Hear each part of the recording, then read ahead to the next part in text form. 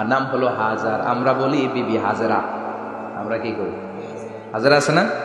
এই প্যান্ডেলেও হাজরা নামে দুইজন বোন থাকতে পারে। আসলে নামটা হচ্ছে হাজার। নামটা কি? হাজার। এই হাজার হচ্ছে আপনাদের 1 নাম্বার মডেল। 2 নাম্বার কুখ্যাত সন্ত্রাসী ফেরাউনের বউ আসিয়া আপনাদের 2 নাম্বার মডেল।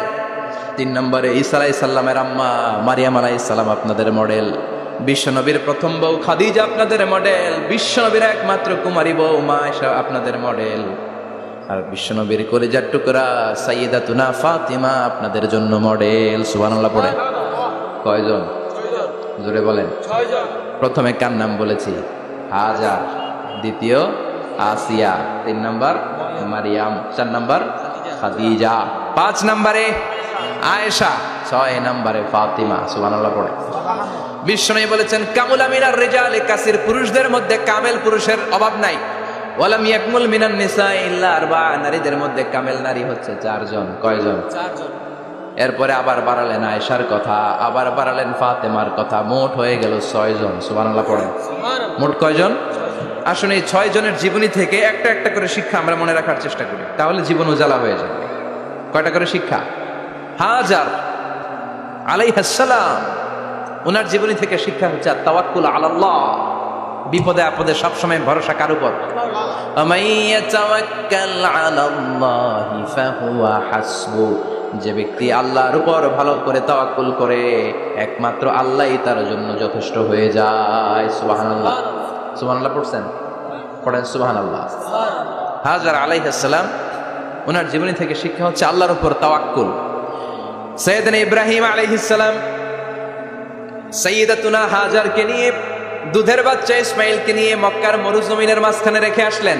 মানুষ নাই, প্রাণী নাই, খাওয়ার পানি নাই, কোনো পশু পাখি নাই, আকাশের পাখিও নাই, কেউ নাই, একটা মাত্র পানির মশক। একটা মশকের ভেতরে সামান্য কিছু পানি। দুধের বাচ্চা ইসমাইলকে নিয়ে সাইয়্যিদাতুনা হাজার দাঁড়িয়ে রইলেন। কোনো কথা না বলে বিবি আর বাচ্চাকে রেখে চলে যাচ্ছেন। চোখের পানি ছেড়ে সাইয়্যিদাতুনা হাজার ডেকে বললেন, ইব্রাহিম একটু দাঁড়াও। কথা নাই, বার্তা নাই, কিছুই বললা না। কি আমার অপরাধ? কেন এই ধুধুমরু প্রান্তরে আমাকে এই দুধের বাচ্চাটারে রেখে গেলা? শুধু একটা কথাই জানতে চাইবো, এই যে আমাদেরকে রেখে পাষণ্ডের মতো তুমি চলে যাও, এটা কি তোমার নিজের ইচ্ছায় নাকি আল্লাহর ইচ্ছায়? সাইয়েদনা ইব্রাহিম কোনো কথা না বলে শুধু প্রশ্নের উত্তর দিলেন, বললেন আল্লাহর ইচ্ছায়। কার ইচ্ছায়? নবীরা নিজের ইচ্ছায় কিছু করে না, যেটাই করে করে কার ইচ্ছায়? সাইয়্যিদাতুনা হাজার বললেন, ইদান লা ইউদাইয়ুনাল্লাহ, তোমার ইচ্ছায় যদি আমাদেরকে রেখে না যাও, আল্লাহর ইচ্ছায় যদি রেখে যাও, তাহলে আমার ভরসা আছে আল্লাহ আমাদেরকে নষ্ট হতে দিবে না, আল্লাহ আমাদেরকে কোনো কষ্ট দিবে না, আমার আল্লাহই আমার জন্য যথেষ্ট। সুবহানাল্লাহ। আপনারে মায়েরা যারা আছেন, আপনাকে আর আপনার 2 সন্তানকে নিয়ে আপনার স্বামী সিলেটের হাকালুকি হাওরের মাঝখান দিয়ে রেখে আসছে। কি করবেন? পিছনে পিছনে দৌড়াবেন, গালাগালি শুরু করবেন। যদি বলে আল্লাহর ইচ্ছায় তোমারে রেখে গেলাম, জীবনেও মানতে চাবেন না, বলবেন তোরেও বাদ দিলাম, তোর আল্লাহরেও বাদ দিলাম। আছে না নাই? কিন্তু সাইয়্যিদাতুনা হাজার কেমন নারী ছিলেন? একটা টু শব্দ করেন নাই। শুনতেছেন? কেন ইমাজিন, কল্পনা করতে পারেন? ধুধুমরু প্রান্তর, খাওয়ার কিছু নাই, পান করার কিছু নাই, কথা বলার মতো একটা মানুষ নাই, রৌদ্রের তাপ, মরুভূমির বালুর উপরে এমন ভাবে পড়ে। সৌদি আরবের মরুভূমি যারা দেখেছেন, প্রচন্ড বালুর মধ্যে চাল রেখে দিলে চালগুলো মুড়ি হয়ে যায়। ওই প্রচন্ড মরুভূমির মধ্যে দাঁড়িয়ে বললেন, যদি আল্লাহর ইচ্ছা হয়, আমার আল্লাহ আমার জন্য যথেষ্ট। ঠিকই আল্লাহ যথেষ্ট হয়েছেন। এই মহিলাকে দিয়ে মক্কা আবাদ হয়েছে। মক্কায় কোনো মানুষ থাকতো না, এখন মক্কায় গেলে জায়গা পাওয়া যায়। 25 লক্ষ লোক আমরা হজ করেছি এবার। প্রতিদিন 3 লক্ষ 4 লক্ষ মসজিদুল হারাম একসাথে জামাত। জুমার নামাজের দিন 5 লক্ষ 7 লক্ষ 10 লক্ষ হয়ে যায়। এতগুলো মানুষ আগে ছিল না। সব হলো সাইয়্যিদাতুনা হাজারের ইমানের ফসল। সুবহানাল্লাহ। এই নারী এখানে থাকলেন আল্লাহর উপর ভরসা করে, ইমানের পরীক্ষা দিতে লাগলেন। একদিনের ব্যবধানে খাওয়ার পানির মশকের পানি শেষ। ইসমাইল আলাইহিস সালামের পায়ের ধাক্কায় জমজমের পানি এলো। জুরহুম নামক একটা গোত্র যাচ্ছিল, তারা এসে ওনার হাতে মরিদ হলো। সুবহানাল্লাহ। তারা এসে বলল, আমাদেরকে শুধু জমজমের পানি খেতে দেন, আপনি যা বলবেন সব আমরা মেনে নিলাম। শুরু হলো মক্কার আবাদ। হাজার হাজার মানুষ বাড়তে শুরু করলো। মক্কা শহরের এক্সপানশন হলো। গোটা বিশ্ব থেকে লক্ষ লক্ষ মানুষ এখন মক্কার দিকে ছুটে চিল্লায় বলেন ঠিক কিনা? এজন্য আমার মায়েরা অনেক লম্বা জীবনী, তার একটা ঘটনাই বললাম, সাইয়্যিদাতুনা হাজার, ওনার জীবনী থেকে আমার মায়েদের বোনেদের জন্য শিক্ষা, তাওয়াক্কুল আলাল্লাহ। বাঁচি আর মরি, সুস্থ থাকি আর অসুস্থ থাকি, বিপদে থাকি আর যেই কোনো সমস্যায় থাকি না কেন, ভরসা করতে হবে একজনের উপর, তিনি কে? আল্লাহ। আল্লাহর উপর যে ভরসার মতো ভরসা করতে জানে, আমার আল্লাহই তার জন্য যথেষ্ট, ঠিক কিনা? তাহলে হাজার থেকে আমার বোনদের জন্য শিক্ষা হচ্ছে তাওয়াক্কুল করব আমরা কার উপরে? ভরসা রাখবো কার উপর? সবসময় আত-তাওয়াক্কুল আলাল্লাহ, আল্লাহর উপর ভরসা করতে হবে আমার মায়েরা, আমার বোনেরা। 2 নম্বরে বলেছি কার কথা? আসিয়া রাদিয়াল্লাহু তাআলা আনহা আলাইহাস সালাম, ফেরাউনের স্ত্রী। এই মহিলা অনেক দামি মহিলা, মুসা আলাইহিস সালামের পালক মা। সুবহানাল্লাহ পড়েন। নিজের সন্তান ছিল না, সাইয়েদনা মুসা আলাইহিস সালামকে লালন পালন করেছেন। গোপনে গোপনে মুসা আলাইহিস সালামের উপর ঈমান এনেছেন। গোপনে গোপনে রাত্রিবেলা তাহাজ্জুদ করে চোখের পানি ছেড়ে চাইতেন কার কাছে? ফেরাউনের বউ আর ফেরাউনের ফিনান্স মিনিস্টার, অর্থমন্ত্রীর বউ, দুইজন লুকিয়ে কালিমা পড়ে মুসলমান। ফেরাউন কিছু জানে না। সুবহানাল্লাহ। কি আল্লাহর খেলা! ফেরাউন লক্ষ লক্ষ বনী ইসরাইলের ছোট্ট বাচ্চাকে জবাই করেছে একটা বাচ্চাকে ঠেকানোর জন্য, নাম কি? মুসা। আর ফেরাউনের ঘরে আল্লাহ মুসাকে বড় করলেন। কোন সুবহানাল্লাহ! লুকিয়ে লুকিয়ে ঈমান আনলো। ফেরাউনের বউ আসিয়া, অর্থমন্ত্রীর বউ, দুইজন মিলে ফেরাউনের কাছে ঘটনা পৌঁছে গেল, খবর পৌঁছে গেল। ফেরাউন ডেকে পাঠালো দুধের বাচ্চাকে নিয়ে। ফেরাউনের অর্থমন্ত্রীর বউ হাজির, কুখ্যাত সন্ত্রাসী ফেরাউনের নিজের বউ আসিয়াও হাজির। ফেরাউন বলে, এক আল্লাহর উপর কুফরির ঘোষণা দে, আল্লাহকে ভুলে যা, আমার পায়ের সামনে সেজদা দে, আমি মাফ করে দেব। আসিয়ার এক কথা, জীবন যাবে কিন্তু ঈমান যাবে। ফেরাউনের অর্থমন্ত্রীর স্ত্রীরও এক কথা, যে আল্লাহর কাছে আমরা মাথা নত করেছি, পৃথিবীর কোন শক্তির কাছে ওই মাথা আর নত হতে পারে না। ফেরাউন বলল, তাই নাকি? দেখি তোদের ঈমানের পাওয়ার কত বড়।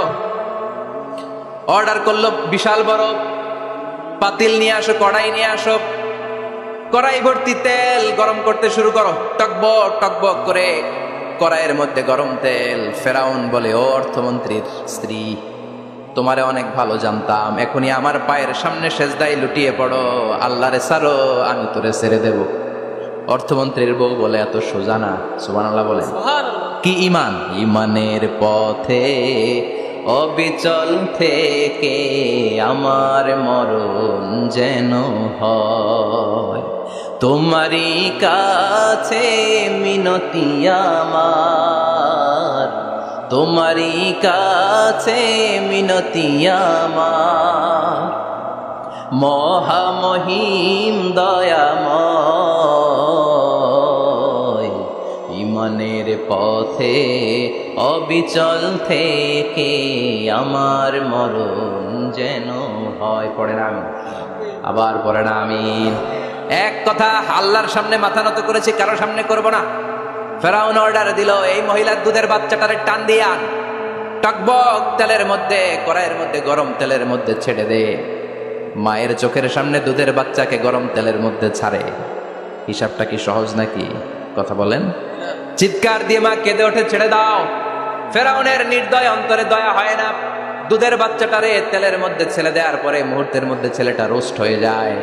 কিন্তু ছেলেটা হাত উঁচু করে ডেকে বলে, মা ভয় পেও না, তোমরা দেখো টকবগে কড়াইয়ের ভেতরে তেল, আসলে মা এটা আগুন না, এটা জান্নাতের বাগান। ও মা, ফেরাউনের দিকে তাকাস না রে মা, আমার মতো দৌড় দিয়ে তেলের মধ্যে ঝাঁপ দে। আল্লাহু আকবার। ফেরাউনের অর্থমন্ত্রীর বউয়ের ঈমান দ্বিগুণ হয়ে যায়, 3 গুণ হয়ে যায়। সে বলে, ফেরাউন, গোটা পৃথিবীটারে এক পাশে করতে পারবি, কিন্তু আমার মাথাটা তোর পায়ের সামনে নোয়াতে পারবি? ফেরাউনের অর্থমন্ত্রীর ওই স্ত্রীকে বাচ্চার পরে ওই তেলের মধ্যে ঢেলে দেওয়া হলো। ওই মহিলাটাও রোস্ট হয়ে যায়। বাকি রইল ফেরাউনের বউ আসিয়া। কি নাম?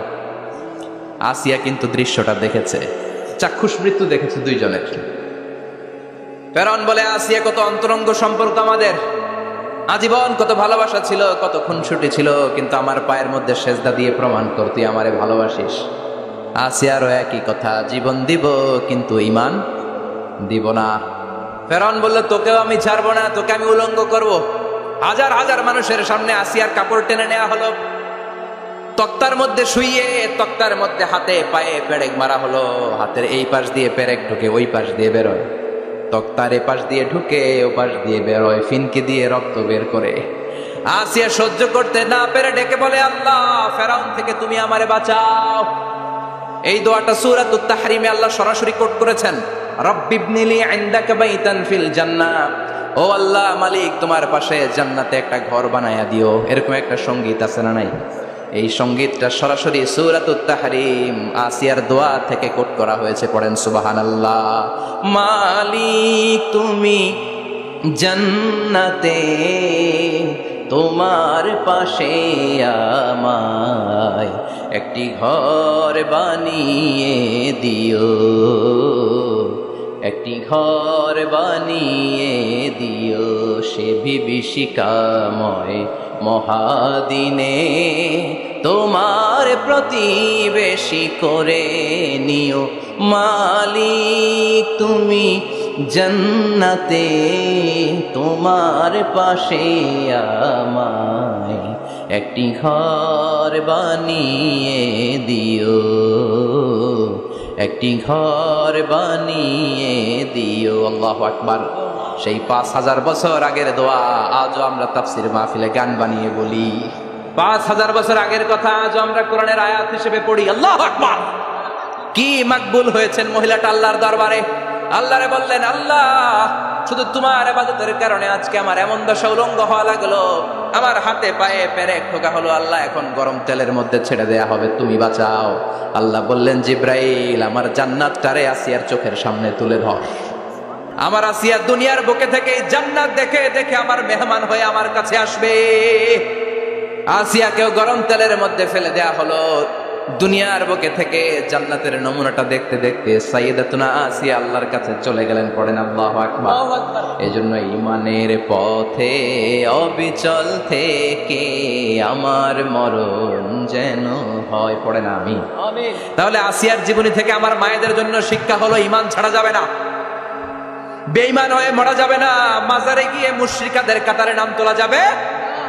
ওই মায়েরা ঈমান কেমন করে রক্ষা করবেন? ঈমান কত বড় দামি জিনিস। ঈমান একজন নারীর মর্যাদা আল্লাহর কাছে কত বাড়িয়ে তোলে। আসিয়ার জীবনে এই শিক্ষাটা আছে না নাই? কথা কম বোঝা যায়? বোঝা যায়। তাহলে প্রথমে জানলাম কার কথা? হাজারের কথা। হাজারার জীবনী থেকে শিক্ষা ছিল তাওয়াক্কুল করতে হবে একজনের উপর, তিনি কে? আল্লাহ। আসিয়ার জীবনী থেকে আমরা কি শিখলাম? ঈমান রক্ষা করতে হবে। জীবন যাবে, ঈমান যাবে, জীবন যাবে, ঈমান যাবে। 3 নম্বরে মারিয়াম আলাইহাস সালাম, আজীব একটা মহিলা, স্বামী ছাড়া তার পেটের ভেতরে সন্তান দিয়েছে কে? আবার উনার নামে কোরআনে একটা সূরা দিয়েছে কে? কি নাম? সূরাতু মারিয়াম। কাফ হা ইয়া আইন সাদ, যিকরু রাহমাতি রাব্বিকা আবদাহু যাকারিয়া। আল্লাহু আকবার। কি সুন্দর সূরা, কি অন্তমিল, কি চমৎকার ঘটনার বর্ণনা। উনার নামেও সূরা, উনার ফ্যামিলির নামেও সূরা। উনার আব্বার নাম ইমরান, মায়ের নাম হান্না বিনতে ফাখুজ। উনাদের ফ্যামিলিটা আল্লাহর কাছে এত প্রিয়, আল্লাহর একটা সূরা দিলেন ইমরানের পরিবারের সূরা। কোন? সুবহানাল্লাহ। কোরআনের 3 নাম্বার সূরা, সূরাতু আলে ইমরান। কি নাম? সূরাতু। আবার কোরআনে আল্লাহ ওনাকে বলেছেন সিদ্দিকা, মানে সত্যবাদী নারী। আবার আল্লাহ বলেছেন ওয়ালাইসা যাকারু কাল উনসা, এটা এমন মেয়ে কোন পুরুষ এই মেয়ের মতো হতে পারে? ওনার মা হান্না বললেন, আল্লাহ, আমার পেটে ছেলে না মেয়ে আমি জানি না। যখন মারিয়াম পেটে, আল্লাহ, ছেলে হোক মেয়ে হোক, বাইতুল মুকাদ্দাসের খাদেম হিসেবে তুমি কবুল করে নাও। আমার পেটে যা আছে তোমার জন্য মানত করে দিলাম। কিন্তু ভূমিষ্ঠ করার পরে দেখে মাইয়া, ভূমিষ্ঠ করার পরে দেখে কি? মেয়ে। ভাবছিল ছেলে, ছেলে হইলে খাদেম হবে, এখন মেয়ে। আল্লাহ বলে, চিন্তা করো না, সাধারণ মেয়ে না। ওয়ালাইসা যাকারু কাল উনসা, এটা এমন মেয়ে কোন ছেলেরাও এই মেয়ের মতো হতে পারে। এই মেয়েকে দিয়ে দেওয়া হলো Baitul Maqdas, one of the major 3 mosques in Islam. ইসলামের সর্বশ্রেষ্ঠ 3টা মসজিদের একটা। এই বাইতুল মুকাদ্দাসের খাদেমা ছিল উনি। মসজিদ ক্লিন করতো আর ইবাদত করতো, ইবাদতে মশগুল হয়ে থাকতো, পাগল পড়া হয়ে থাকতো, চক্ষু বন্ধ করে আল্লাহর কথা স্মরণ করত। মর্যাদা আল্লাহ তো বাড়িয়ে দিলেন, আনসিজনাল যত জান্নাতি ফল সব সামনে এসে হাজির হয়ে যেত। ওনার খালু জাকারিয়া এসে বলতেন, আন্না লাকে হাদা, ও মারিয়াম, এই ফল তো এই সিজনে ফিলিস্তিনে নাই, পাইলা কই? তিনি বলতেন, হুয়া মিন ইনদিল্লাহ, রব্বুল আলামিন জান্নাত থেকে ফলের ব্যবস্থা করেছে। কোরআন সাক্ষী, আন্না লাকে হাদা, কোত্থেকে এই ফ্রুট পাইলা? আনসিজনাল, এটা তো এখানে নাই। উনি বললেন হুয়া মিন ইনদিল্লাহ ইন্নাল্লাহ ইয়ারযুকু মান ইয়াশাউ বিগাইরি হিসাব। আল্লাহ এরকম যারে চায় বিগাইরি হিসাব রিজিক দিয়ে থাকে। সুবহানাল্লাহ বলেন। সব সময় আল্লাহর ইবাদত, সব সময় তাহাজ্জুদ, সব সময় জিকির করতেন লা ইলাহা ইল্লাল্লাহু মুহাম্মাদুর রাসূলুল্লাহ। ওনার পুরো জীবনের কোনো মুহূর্ত আল্লাহর জিকির থেকে খালি যায় নাই, সব সময় ইবাদতে মশগুল। সব সময় কি? তার মানে মারিয়ামের জীবনী থেকে আমাদের শিক্ষা, আমার মায়েরা বোনেরা ইবাদতে মশগুল থাকতে হবে। কিন্তু দুর্ভাগ্যজনক হলেও সত্যি, আমার বোনেরা জি বাংলা নিয়ে মশগুল থাকে। ওনারা মশগুল থাকে ঠিকই, তবে ইবাদত নিয়ে না। কি নিয়ে? কথা কন। জি বাংলা কি এখনো দেশে চলে? স্টার জলসা এগুলো চলে, কিরণমালা, এই সিরিয়ালগুলো চলে। নতুন সিরিয়াল আসছে, নাম কত কয়েকটা, ওয়াজ মাহফিলে বলা লাগবে আমাদের। কি নাম, কি চলে এখন জানো না তুমি? সর্বনাশ, পাগলের মতো মহিলাগুলো বসে থাকে, রাতে দেখতে না পারলে সকালে কাজা কাফার আদায় করে, আছে না নাই? কাজা আদায় করে ফেলে সকালে। খবরদার, জি বাংলা, স্টার জলসা, হিন্দি মুভি নিয়ে মশগুল থাকা যাবে না আমার বোনেরা। আপনিই পারেন আপনার ফ্যামিলিটারে জান্নাতে ফ্যামিলি বানাতে, আপনিই পারেন পরিবারটারে শান্তিময় করতে। নারী ভালো তো পরিবার ভালো। এজন্য মারিয়াম আলাইহিস সালামের জীবনী থেকে আমার বোনদের জন্য শিক্ষা, ঘরের সব কাজ শেষে অবসর যেই সময়টা পাবো ইবাদতে মশগুল হয়ে যাব, ঠিক কিনা? ইবাদতে মশগুল থাকার দরকার আছে না নাই? তাহলে মারিয়ামের মতো আপনাদের মর্যাদাও বাড়িয়ে দিবে কে? কয়জনের জীবনী গেল, আর বাকি কয়জন শুনবেন? কষ্ট হচ্ছে? এরপরে বিশ্বনবীর প্রথম বউ খাদিজা। কি সুন্দর নাম, খাদিজা বললে ভালো লাগে না? প্রথম নারী যিনি কালিমা পড়ে ইসলাম ধর্ম গ্রহণ করেছেন, আমাদের আম্মা জান। বিশ্বনবীর প্রথম বউ, 25 বছর বিশ্বনবীর সাথে সংসার করেছেন, 3 বছর বিশ্বনবীর সাথে জেল খেটেছেন, শিয়াবে আবি তালেবে। কেমন বউ? জামাইও জেলখানায়, বউ জেলখানায়। বিশ্বনবীর সবগুলো বাচ্চা সন্তান, ছেলে মেয়ে এই মহিলার গর্ভ থেকে এসেছে, একজন ছাড়া, ইব্রাহিম। বিশ্বনবীর আরেক বউ মারিয়ার গর্ভে এসেছে, বাকি সব খাদিজার গর্ভে। যে আমরা ফাতেমা, বিশ্বনবীর কন্যার নাম কি? ফাতেমার মায়ের নাম কি? খাদিজা। সুবহানাল্লাহ। ফাতেমা, রোকাইয়া, উম্মে কুলসুম, জায়নাব, এই 4 জনের মাই খাদিজা। আবার আব্দুল্লাহ, কাসেম, এদের মায়ের নামও খাদিজা। বিশ্বনবীর সব সন্তান এসেছে খাদিজার পেট থেকে। বরকত বেশি না কম? বিশ্বনবী ভয় পেলে খাদিজার কাছে গেলে ভয় কেটে যেত, সাহস যোগাতেন, শেল্টার দিতেন, ছাতার মতো মাথার উপরে দাঁড়িয়ে থাকতেন। আল্লাহু আকবার। বিশ্বনবী বলতেন রুজিকতু হুব্বাহা, খাদিজার ভালোবাসা আমার অন্তরে আল্লাহ রিজিক হিসেবে দিয়েছে। আবার বিশ্বনবী বলতেন আল্লাহ যেই কিয়ামতের দিন বন্ধু বন্ধুরে চিনবে না, ভাই ভাইরে চিনবে না, কেউ কাউরে চিনবে না, ওই কঠিন দিনে আমি আমার খাদিজারে যেন ভুলে না যাই, আমার খাদিজারে যেন দেখা মাত্রই চিনতে পারি এটা আমার খাদিজা। খাদিজাকে নিয়ে মা আয়েশা একদিন একটা কটু কথা বলেছিল, ও নবী, কবে আপনার এই বুড়ি মহিলা, বুড়ি বউ খাদিজা ইন্তেকাল করেছে, তারপরে কত সুন্দরী সুন্দরী বউ আমরা এসেছি, আমার ভালো লাগে না?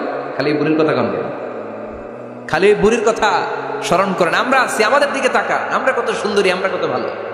বিশ্বনবী রেগে গেলেন, মা আয়েশাকে এইভাবে ধরলেন। জীবনে কোনোদিন কোনো স্ত্রীর গায়ে হাত তোলে নাই, শুধু ওই দিন মা আয়েশাকে এইভাবে ধরেছিলেন আর বলেছিলেন, আয়েশা খবরদার, জীবনে এই কথা বলবা না। আমার খাদিজা আমার বিপদের দিনের সঙ্গিনী, তোমরা আমার সুখের দিনের সঙ্গিনী। তোমরা কেউ আমার সাথে জেল খাটো নাই, খাদিজা আমার সাথে জেল খেটেছে 3 বছর। কয় বছর? কি মহিলা ছিল! বিশ্বনবীকে সবসময় আগলে রেখেছে, শেল্টার দিয়েছে। প্রতিভক্ত ছিল, খাবার নিয়ে বিশ্বনবীর জন্য এদিক সেদিক যেতেন, বিশ্বনবী না আসলে খেতেন না। বিশ্বনবীকে কলিজার চাইতো বেশি ভালোবাসতো, পতি যা বলবে তাই শুনতো। ও মায়েরা, খাদিজাতুল কুবরার জীবনী থেকে আপনাদের জন্য শিক্ষা হলো প্রতিভক্তি। কি ভক্তি?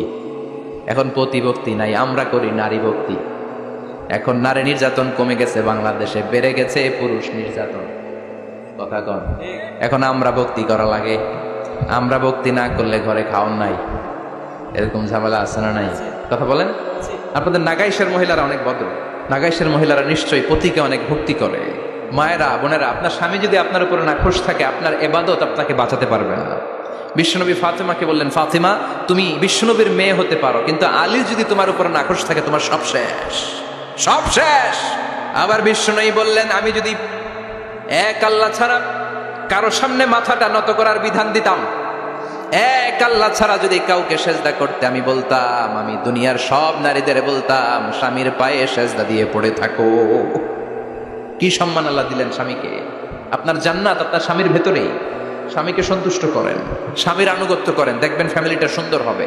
আর স্বামীরা স্ত্রীদেরকে ভালোবাসেন, স্ত্রীদেরকে ভালোবাসার গল্প শোনাবেন, দামি দামি শাড়ি কিনে দিবেন, তার স্ত্রীর সাথে প্রেম নিবেদন করেন, ভালোবাসা নিবেদন করেন, সংসারটারে শান্তিপূর্ণ করে দিবে কে? তার মানে খাদিজাতুল কুবরার জীবনী থেকে শিক্ষা কি? ভুল গেছি। কি শিক্ষা? প্রতিভক্তি। কি ভক্তি? স্বামীকে ভক্তি করা লাগবে, তা না হলে জান্নাত নাই। এরপরে বিশ্বনবীর একমাত্র কুমারী বউ নাম কি? আয়েশা। বিশ্বনবী বললেন উরিতু কি ফিল মানামি সালাসা লায়াল। আয়েশা, বিয়ের আগে তোরে কিন্তু আমি 3 বার স্বপ্নে দেখছিলাম। সুবহানাল্লাহ কইবেন না? বড্ড খুশি হয়ে গেলেন আয়েশা।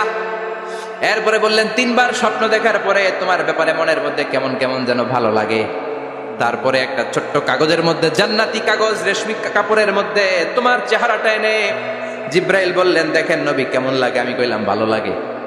কার মেয়ে? আপনার বন্ধু আবু বকরের মেয়ে। বিয়ে করবেন নাকি? বিশ্বনবী বললেন ও জিব্রাইল, তুমি যদি ঘটক হও, আল্লাহ যদি হয় কাজী, আমি মুহাম্মদ বিয়েতে রাজি। সুবহানাল্লাহ পড়েন। বিয়ে হয়ে গেল, কিন্তু ঘরে দামি ফার্নিচার নাই, টাকা পয়সাও তেমন নাই, কিন্তু আছে খালি সুখ। আছে কি? যেটা টাকা দিয়ে কিনা যায়। টাকা দিয়ে বাড়ি কিনা যায়, গাড়ি কিনা যায়, সুখ কিনা যায় নাকি? টাকা দিয়ে বিছানা কিনা যায়, বালিশ কিনা যায়, হোম কিনা যায় নাকি? কথা বলেন। এজন্য সুখ দেয়ার মালিককে। দোকানে সুখ পাওয়া যায়? নাকাইশ বাজারে তো সুখ বেছে না, বেচতে নিয়ে যেতাম আছে গাড়িতে করে। সুখ বেছে? কথা কন। সুখ পাওয়া যায় না।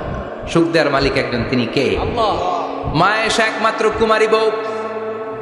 আদর করে তিনি ডাকতেন হুমায়রা, আবার মাঝে মাঝে ডাকতেন ইয়া আইশু। আয়েশা না, আইশু সংক্ষেপ।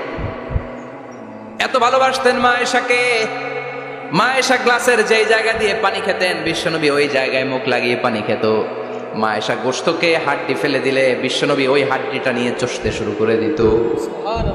এক বালতি থেকে পানি নিয়ে 2 জনে গোসল করত। আবার বিশ্বনবী মাঝে মাঝে বায়না ধরতো, মাঝে মাঝে রাগও করতো। সুবহানাল্লাহ কোন। স্বামী স্ত্রীর মধ্যে একটু রাগ আছে না নাই?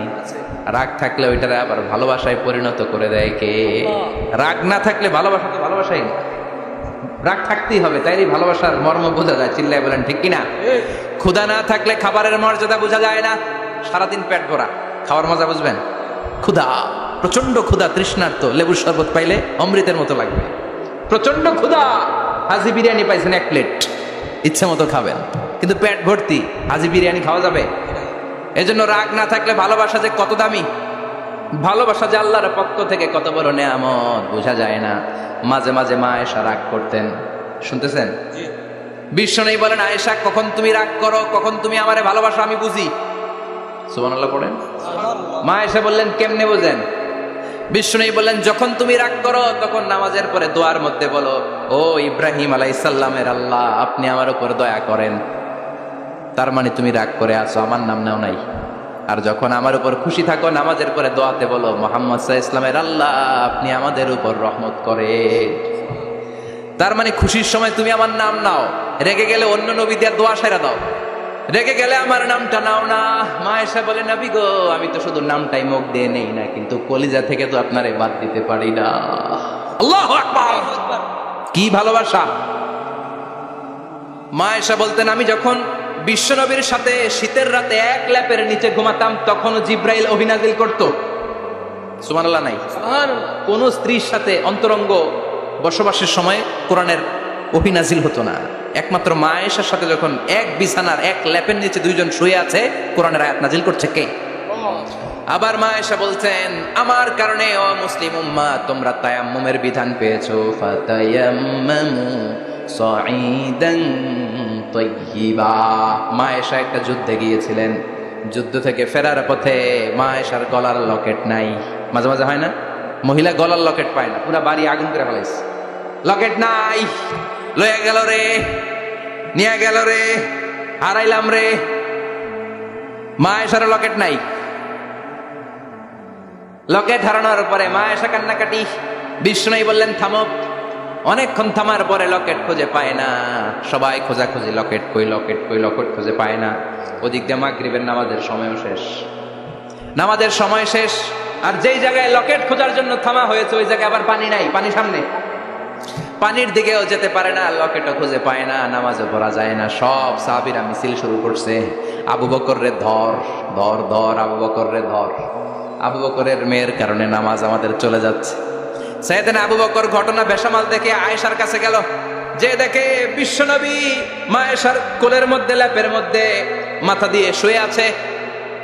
রাগের চোটে বুখারীর বর্ণনা, আঙ্গুল নিয়ে মা আয়েশার পেটের মধ্যে দিল এক খোঁচা। লকেট হারাইলি কেন? তোর জন্য বাইরে মিছিল চলে, তোর জন্য বাইরে সব সাহাবারা বলে নামাজ পড়তে হবে, সময় নাই। ও আবু বকর, আপনার মেয়ের কারণে এই কাণ্ড। খাসরা মানে কুমর। আবু বকর মা আয়েশার খাসরাতে এত জোরে গুতা মেরেছেন, মা আয়েশা বললেন এই গুতার কারণে আমি অনেক দূরে চলে যাওয়ার কথা ছিল ব্যথার চোটে, কিন্তু যাই নাই, কারণ কোলে কে? কোলের মধ্যে বিশ্বনবীর মাথা, নড়ে গেলে বিশ্বনবীর ঘুম ভেঙে যাবে, ব্যথাটা হজম করেছি, নড়ি নাই। আল্লাহ তখন আয়াত নাজিল করলেন, ফালাম তাজিদু মাআন ফাতায়াম্মামু সাঈদান তাইয়্যিবা। ও সাহাবারা, মিছিল বন্ধ করো। কোন নারীর বিরুদ্ধে মিছিল করো? এই নারীর সাথে তো বিয়ে আমি সরাসরি বিশ্বনবীর দিয়েছি।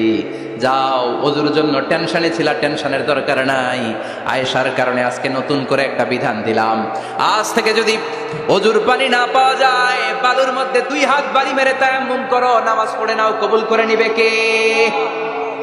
এই মা আয়েশার লকেট হারানোর কারণে তায়াম্মুমের বিধান নাজিল হয়েছে। কোন সুবহানাল্লাহ।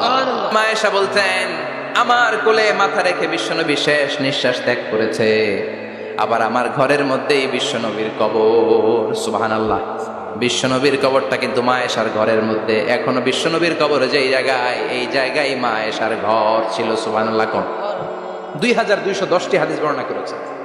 কত কথা কেন? 2210টা ফ্যামিলির হাদিস বর্ণনার জন্য মা আয়েশাকে আল্লাহ তাআলা বিশ্বনবীর ট্যাপ রেকর্ডার বানিয়ে পাঠিয়েছেন। যাই বিশ্বনবী বলতেন ট্যাপ রেকর্ডের মতো রেকর্ড করে সব সাহাবীদের কাছে বর্ণনা করতেন। কত কবিতা উনি নিজে জানতেন, নিজেই জানে না। কত মাসালা যে জানতেন তার কোনো হিসাব নাই। ইলমুল ফারায়েজ, বাপ মরলে ছেলে মেয়ে থাকলে কে কতটুকু সম্পদ পাবে, মা আয়েশার চেয়ে এই বিধান মদিনায় কেউ জানতো না। বিশ্বনবীর ইন্তেকালের পরে সাহাবাদের মধ্যে কোনো মাসালা নিয়ে কনফিউশন হলে সব সাহাবারা আম্মা জান আয়েশার কাছে এসে সলিউশন নিয়ে যেতেন। সুবহানাল্লাহ। কোন বিশ্বনবী যা বলেছেন সব মুখস্থ রেখেছেন, সব জ্ঞানের কথা ছড়িয়ে দিয়েছেন, সব সময় পড়াশোনা করতেন। সুবহানাল্লাহ। তার মানে মা আয়েশার জীবনী থেকে আপনাদের জন্য শিক্ষা হচ্ছে জ্ঞানার্জন, জ্ঞানানুরাগী হতে হবে। কি হতে হবে? জ্ঞানানুরাগী। বুখারীর বঙ্গানুবাদ পাওয়া যায়, কোরআনের বঙ্গানুবাদ পাওয়া যায়, ইসলামিক অনেক ভালো ভালো রাইটারের বই পাওয়া যায়, ঠিক কিনা? এগুলো পড়ার দরকার আছে না নাই? অনেকে বলে হুজুর আমার ছেলেটা মোবাইল ছাড়া কিছু বোঝে না। কি কয়? মোবাইল ছাড়া কিচ্ছু বোঝে না। হুজুর মোবাইল দিলে ঠান্ডা, মোবাইল নিলে কান্দে, এরকম আছে না নাই? এর কারণ হাজব্যান্ড ওয়াইফ দুইটার কাছে সবসময় মোবাইল। কথা কন। বাবার কাছেও মোবাইল, মায়ের কাছেও মোবাইল, তো ছেলে মোবাইলের জন্য কাঁদবে না তো কি করবে? বাবার হাতেও যদি বই থাকে, মায়ের হাতেও যদি বই থাকে, ছেলে মোবাইল চাবে নাকি? ছেলেও চাবে বই, ছেলে চাবে কি? কথা বুঝতে পেরেছেন? এই জন্য জ্ঞান অনুরাগী হতে হবে মা আয়েশার মতো। মা আয়েশা 2210টা হাদিস মুখস্থ করেছে, আপনি কয়টা করছেন? উনি পারলে আপনি পারবেন না কেন? মায়েরা শুনতেছেন তো? আশা করি আপনারা শুনতেছেন। তাহলে মা আয়েশার জীবনী থেকে আমরা শিক্ষা পেলাম জ্ঞান চর্চা করতে হবে। সর্বশেষ কোন নারী? কথা কন। ফাতিমা রাদিয়াল্লাহু তাআলা আনহা, বিশ্বনবীর কলিজার টুকরা। চাচাতো ভাই আলীর সাথে বিয়ে হলো। আলী যখন প্রস্তাব দিল ফাতেমার কাছে, যে বলে ও ফাতেমা রাজি আছো কিনা? চুপচাপ, কথা কয় না। বিশ্বনবী বুঝলেন রাজি, দুইজনকে বিয়ে পড়িয়ে দিলেন। বিয়ে পড়িয়ে দুইজনকে দাঁড় করিয়ে দিয়ে বিশ্বনবী ওযু করলেন। ওযু করার পরে সামান্য কিছু ওযুর পানি ছিল আলীর মাথার মধ্যে ছিটিয়ে দিলেন, বরকতের পানি। সুবহানাল্লাহ কইবেন না? সুবহানাল্লাহ। ওযু করে সাইয়েদনা আলীর মাথার মধ্যে ছিটিয়ে দিলেন আর দোয়া করে দিলেন, বারাকাল্লাহু লাকুমা ওয়া বারাকা আলাইকুমা ওয়া জামাআ বাইনাকুমা ফি খাইর। আল্লাহ তোমাদের দুইজনকে বরকত দিয়ে দাম্পত্য জীবন শুরু করার তৌফিক দান করুক। আবার দোয়া করলেন, আল্লাহুম্মা বারিক লাহুমা ফি বিনাইহিমা, ওদের সম্পর্কে বরকত দেন। ওয়া নাসালিহিমা শিবলিহিমা, ওদের গর্ভে যে সন্তান আসবে এগুলোর শ্রেষ্ঠ সন্তান বানান। 1 বছরের ব্যবধানে ঘরটাকে আলোকিত করে প্রথম সন্তানের জন্ম হাসান। সুবহানাল্লাহ। হাসান রে বিশ্বনবী এত আদর করেছেন, বিশ্বনবীর কাছ থেকে এত আদর কেউ কোনোদিন পায় নাই। হাসান রে বিশ্বনবী ডাকতেন লুকা। বুখারীর বর্ণনা, শব্দটা কি? লুকা মানে পিচ্ছি। ছোট বাচ্চাদেরকে আপনারা কি কন? আরে পিচ্ছি তো আমি কইছি, আপনারা কি কন? নাগাইছে কি বলেন? বাচ্চা বলেন, বাবু বলেন, আর কিছু কি বলেন? আর আর কিছু নাই। তাহলে যে বাবু পিচ্ছি, হ্যাঁ, এই বাবু পিচ্ছি আরবি হচ্ছে লুকা। বিশ্বনবী ফাতেমার ঘরে এসে বলতেন আইনা লুকা, পিচ্ছিটা কই রে? আমার হাসান কই, আমার নানা ভাই কই? আর বিশ্বনবীর আওয়াজ শুনলে হাসান এসে বিশ্বনবীর কাঁধে, আল্লাহু আকবার, আল্লাহু আকবার। বিশ্বনবী বলতেন ফাতেমা আমার কলিজার টুকরা, যে ফাতেমারে কষ্ট দেয় সে আমারে কষ্ট দেয়, ফাতেমারে আনন্দ দেয় মানে আমি বিশ্বনবীরে আনন্দ দেয়। এই ফাতেমা সব সময় পর্দায় থাকতেন, দিনের বেলা বেরোতেন না, সারা দিনে টয়লেট করতেন একবার, সেটাও করতেন রাত্রে, যাতে দিনের বেলা কেউ তারে না দেখে। কি ব্যালেন্স লাইফ, কি ব্যালেন্স লাইফ! রাতে একবার টয়লেটে যাওয়া মানে কি সারাদিন খাওয়া দাওয়া এরকম ব্যালেন্স করে করতেন। কেউ দেখতে পারে নাই ওনারে, কেমন ছিল কেউই জানতো না, এমন ভাবে চলাফেরা করতো, কোনো পুরুষদের সামনে দিয়ে কখনো যেতেন না। এই জন্য ইন্তেকালের আগে আলীকে বললেন, আলী, বিশ্বনবীর ওসিয়ত অনুযায়ী কিছুদিন পরে আমি আমার বাবার সাথে সাক্ষাৎ করব। ইন্তেকালের সময় বেশি লোক আমার জানাজাতে আসার দরকার নাই, নিজেরা দোয়া করে দিলে চলবে। আর আমার জানাজার খাটিয়ার উপর দিয়ে বিশাল একটা পোরকা দিয়ে দিও। এটার আরবিতে বলে নাউশ। কি বলে? এই প্রথম কোন নারী তার খাটিয়ার উপরে নাউশ ব্যবহার করেছে, জন্য এটাকে বলে সুন্নাতু ফাতিমা, ফাতেমার সুন্নাত। সাইয়েদাতুনা ফাতেমার আগে কেউ জানাজার খাটিয়াতে নাউশ ব্যবহার করে নাই। আল্লাহু আকবার। আলীকে বলে গেলেন, আলী, অল্প কয়েকজন পুরুষ নিয়ে জানাজা দিও, বেশি মানুষের কাছে আমার নিও না। দুনিয়ার বুকে আমি লুকিয়ে লুকিয়ে চলতাম, মরার পরে লুকিয়ে লুকিয়ে আল্লাহর কাছে চলে যেতে চাই, পুরুষদের সামনে আমার নিও না। ও মা, এই ফাতেমার জীবনী থেকে আপনার জন্য শিক্ষা হলো পর্দা। সব সময় পর্দাটা দেহে থাকার দরকার আছে না নাই? রাজি আছেন তো? তাহলে এই 6 জন নারীর জীবনে যদি আমার মায়েরা পড়ে, আমার মায়েরা বোঝে, ওই মায়েরা বিপদে আমি হতে পারে নাকি? হতে পারে। তাহলে 6 জনের আবার রিভাইজ করে চলেন। প্রথমে বললাম কার কথা? হাজার। হাজারের জীবনী থেকে শিক্ষা কি? আল্লাহর উপর তাওয়াক্কুল। 2 নম্বরে বললাম কার কথা? আসিয়ার কথা। আসিয়ার জীবনী থেকে শিক্ষা হলো ইমানের পথে অবিচল থাকতে হবে, ঠিক কিনা? তারপরে মারিয়ামের জীবনী থেকে শিক্ষা হলো সব সময় ইবাদতে মশগুল। খাদিজার জীবনী থেকে শিক্ষা হলো প্রতিভক্তি, স্বামীর প্রতি আনুগত্য। মা আয়েশার জীবনী থেকে শিক্ষা হলো জ্ঞান অর্জন করতে হবে কার খুশির জন্য। আর ফাতিমার জীবনী থেকে শিক্ষা হলো সব সময় পর্দা গায়ের মধ্যে থাকার দরকার আছে না নাই? মানতে রাজি আছেন? এই 6 জনের জীবনী গ্রন্থ কিনা যাবে না? কিনতে রাজি আছেন তো? কথা কয় না? সবাই রাজি? নারীদের জন্য জান্নাতে যাওয়া সহজ, very easy way. Our beloved Prophet Muhammad has prescribed a very easy way to enter the paradise for the women. নারীদের জন্য জান্নাতে যাওয়ার সহজ শর্টকাট। মায়েরা আবার কান খাড়া করেন খরগোশের মতো, শর্টকাট বলে দিয়ে যাই। আল মারআতু ইযা সাল্লাত খামসাহা, বিশ্বনবী ফরমান 4টা কাজ যে নারী দুনিয়ার বুকে করবে, ওই নারীর জন্য জান্নাতের 8টা দরজা খুলে দিবে কে? আল্লাহ। 1 নম্বরে আল মারআতু ইযা সাল্লাত খামসাহা, 5 ওয়াক্ত নামাজ যে মেয়েরা পড়বে, সামাত শাহরাহা, যারা রমজানের রোজা রাখবে, আতাআত বালাহা, স্বামীর আনুগত্য করবে, হাফিজাত ফুরুজাহা, লজ্জাস্থানের হেফাজত করবে। এই 4টা কাজ যে নারীরা করবে, 8টা জান্নাতের দরজা তাদের জন্য খুলে দিবে কে? আল্লাহ। সহজ হয়ে গেল না? মাত্র 4টা। কয়টা? আরো জোরে বলেন, কয়টা? 4টা। মাত্র 4টা কাজ। আর কিছু কাজ করতে বিশ্বনবী নিষেধ করেছেন। জামার উপর দিয়ে পারফিউম মেখে যেতে নিষেধ করেছেন মুহাম্মদ সাল্লাল্লাহু আলাইহি ওয়াসাল্লাম। আইয়ুমা ইমরাআতিন ইসতাআতারাত, যেই মহিলারা পারফিউম মেখে বের হলো পুরুষদের দৃষ্টি আকর্ষণের জন্য, কিয়ামতের দিন জিনাকারিনীদের কাতারে ওদেরকে দাঁড় করাবে কে? অনেক মহিলারা আছে ঝাঁঝালো পারফিউম দেয়, আছে না? টেম্পুর মধ্যে বসাই যায় না, না? সিএনজিতে বসছেন, এদিকে বসছে খালাম্মাই, হায় হায়। মায়েরা খেয়াল করে শুনেন, আপনাদের ড্রেস কেমন হবে? নাম্বার 1, আপনার পুরো দেহটা ঢাকা থাকতে হবে। যে ড্রেস পরবেন, you should cover your whole body. শুধু হাতের এই 2 কবজি আর চেহারা খোলা রাখতে পারবেন, তবে চেহারা ঢেকে রাখা উত্তম। একজন মহিলা বোরকা পরছে কিন্তু চেহারা খোলা, তার হেজাব হয় নাই, পর্দা হয় নাই, এটা বলা যাবে? কিন্তু উত্তম হচ্ছে চেহারা ঢেকে রাখা, কারণ চেহারা সৌন্দর্যের রাজধানী। Face is the capital of beauty, ঠিক কিনা? চেহারা দেখলাম তো সব বোঝা গেল, ঠিক কিনা? কেমন মাধুর্যতা আছে, দেখতে কেমন সুন্দরী কিনা সব বোঝা যায়। এজন্য চেহারাটাও ঢেকে রাখবেন, চোখটা খোলা রাখবেন। বিশ্বনবীর স্ত্রী উম্মে সালামা বলে, দেখার জন্য আমার দুই চোখের দরকার নাই, লাগবে এক চোখ। উনি আরেক চোখের মধ্যে আরেক কাপড় দিয়ে রাখতেন, এমনি তাকাইতেন। সাহাবারা বলতেন উনারা দেখলে আমরা দিতাম দৌড়, ভয় লাগতো। চোখ একটা দেখা যায় আর একটা খোলা, উনারা দেখে আমরা এদিক সেদিক পালিয়ে যেতাম। আবার অনেক মহিলারা পা ঢাকে না, পা কিন্তু পর্দার অন্তর্ভুক্ত। সব সময় মেয়েরা পা মোজা পরে বেরোতে হবে, পা দেখানো যাবে না। হাদিসে এসেছে শুধু হাত এতটুকু, পা কিন্তু পর্দার অন্তর্ভুক্ত। উম্মে সালামা বললেন, ইয়া রাসূলুল্লাহ, আমরা তো হাঁটতে গেলে অনেক সময় পা দেখা যায়। বিষ্ণু বললেন, তাই? তাহলে এক বৃহৎ নিচ দিয়ে কাপড় বাড়াও। উম্মে সালামা বললেন, জোরে হাঁটলে তো তারপরে দেখা যাবে। বিষ্ণু বললেন, এক হাত বাড়াও, ধুলাবালি সহ টানবা, তারপরও পায়ের 1 ইঞ্চি দেখানো যাবে। তাহলে ড্রেস কোডের প্রথম নিয়ম হচ্ছে পুরো দেহ ঢাকবেন। 2 নম্বরের নিয়ম, পোশাক ঢিলে ঢালা হবে না টাইট ফিটিং? আরো জোরে বলেন। আছি আমরা কোন জামানায়, লাজ শরম গেছে হারায়, পাতলা শাড়ির বাহার, পাখি ড্রেস লেহেঙ্গা, পোশাক দেখে নারীর লাজে মরে যাই। হায় হায়, আছি আমরা কোন জামানায়, লাজ শরম গেছে হারায়। ঠিক কিনা? লাজ শরমের বালাই নাই। ঢিলে ঢালা হবে, টাইট ফিটিং হতে পারবে না। মোটা কাপড়ের হবে, এই যে আমার জুব্বা দেখছেন, আমি মহিলাকে পোশাক করে ফেলেছি কিন্তু হারা পড়ে না, এরকম মোটা হবে। মোটা কাপড়, কিচ্ছু দেখা যায় না, বাইনোকুলার দিয়েও দেখা যাবে না। আবার ঢিলে ঢালা আছে না নাই? আমরা পুরুষরা যে এটা পরি, এটা দিয়ে 3 মহিলার কাপড় হয়। ঠিক কিনা? কাপড় পরতে চায় না তারা, ওদের পোশাক আমরা নিয়ে নিচ্ছি। তার মানে ঢিলে ঢালা হবে, মোটা কাপড়ের হবে, টাইট ফিটিং হতে পারবে। আবার পুরুষদের পোশাক হতে পারবে। এই 4টা নিয়ম মেনে যে যেই ধরনের পোশাক পরেন, চাদর পরেন সমস্যা নাই, শাড়ি পরেন সমস্যা নাই, ব্লাউজ পরলে ফুল হাতা পরবেন সমস্যা নাই, মেক্সি পরলেও সমস্যা নাই, বোরকা পরলেও সমস্যা নাই, কিন্তু পোশাকটা শালীন পোশাক হতে হবে। কি পোশাক? সবাই বলেন, শালীন পোশাক।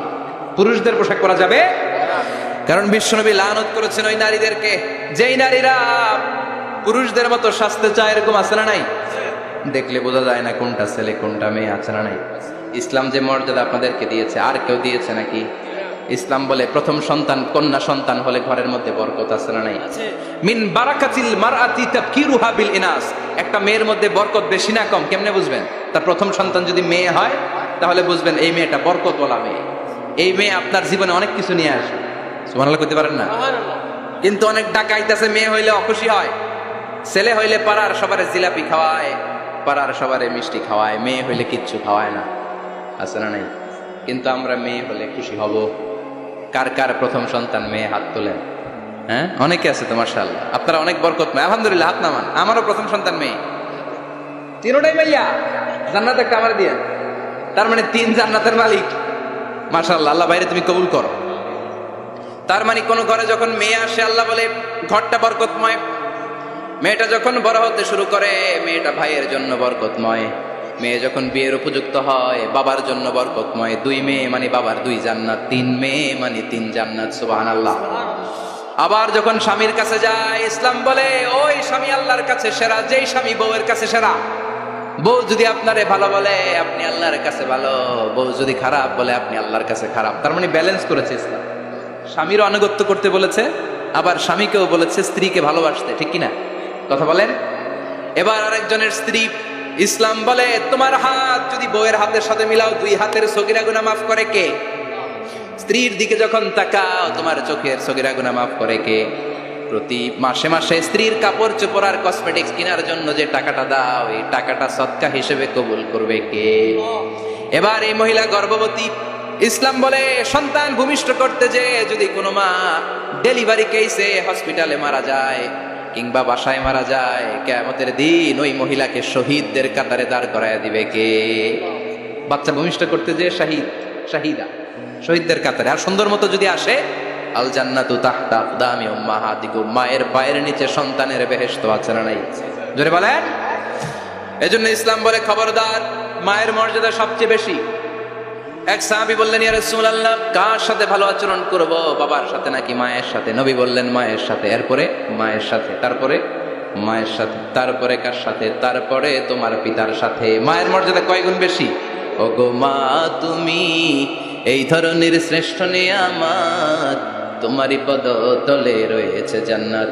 ওগো মা, তুমি এই ধরনের শ্রেষ্ঠ নিয়ামত, তোমারই পদ তলে রয়েছে জান্নাত। সুবহানাল্লাহ। আমি বলি আমাদের পায়ের নিচে থাকে মোজা, জুতা আর বালু, আর মহিলাদের পায়ের নিচে জান্নাত। এই পৃথিবীটারে 1000 বার বিক্রি করলে জান্নাতের একটা চেয়ারের দাম হবে না। সুবহানাল্লাহ পড়ে। আর যেই জান্নাত মায়ের পায়ের নিচে পড়ে আছে, ওই পায়ের দাম বেশি না কম? বেশি।